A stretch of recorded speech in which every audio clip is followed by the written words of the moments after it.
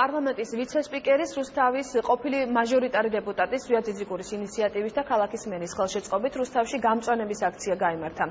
აქციის ფარგლებში კლდიაშვილის ქუჩის მიმდებარე სკვერში 200 ძირი პავლოვნიის ნერგი დაირგო. ღონისძიებაში მონაწილეობა პარლამენტის ვიცე-სპიკერმა ზვიად ძიძიგურმა, რუსთავის მერმა, ქვემო ქართლის გუბერნატორმა და საკრებულოს თავმჯდომარემ მიიღეს. კლდიაშვილის სკვერის პარალელურად პავლოვნიის 300 ნერგი დაირგო ლეონიძის და ბათუმის ქუჩებზე არსებულ სკვერებშიც.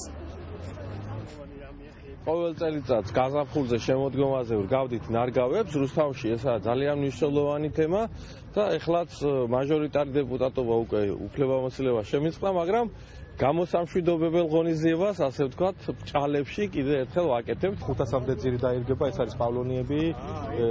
ანუ აქაც 2015-ში მაშინ ბიურომ გააკეთა, 2014-ში ბიურომ დაარგო პავლონიები და ხედავთ როგორ გახარებულია და ანუ ვინაიდან დაადგინათ ეს ტერიტორია მათ ქონათ აღებული თავის თავზე, გადავწყვიტეთ რომ ანუ ბოლომდე აქ დაგვერგო ეს ხები, რაღაც დიდი ნაწილი აქ დაირგება, რაღაც ნაწილი ქალაქში გადანაწილდება.